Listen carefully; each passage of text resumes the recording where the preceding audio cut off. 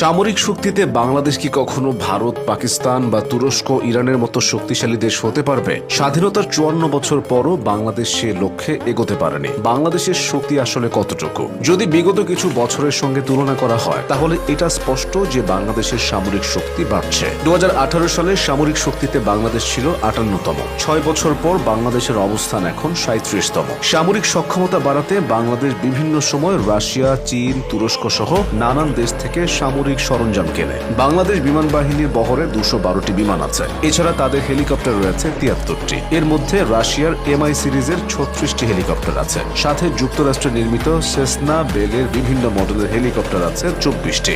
এর পাশাপাশি ফ্রান্স ও ইতালি থেকে কেনা কিছু প্রশিক্ষণ বিমান ও হেলিকপ্টারও ব্যবহার করে বাংলাদেশ। আধুনিক প্রতিরক্ষা ব্যবস্থায় ড্রোন অত্যন্ত গুরুত্বপূর্ণ। বাংলাদেশের সামরিক বাহিনীর কাছে ৪৪টি ড্রোন রয়েছে বলে জানাচ্ছে ওয়ার পাওয়ার বাংলাদেশ। এর মধ্যে ৩৬টি স্লোভেনিয়ায় নির্মিত ব্রামোস C4I। তুরস্কের তৈরি বাইরাক্তার TB2 আছে ৬টি। এছাড়া ইতালির সিলক্স ফ্যালকো সিরিজের ২টি ড্রোনও আছে বাংলাদেশের বহরে। এবার নৌবাহিনীর শক্তি দেখা যায়। বাংলাদেশ নৌবাহিনীর কাছে সব মিলিয়ে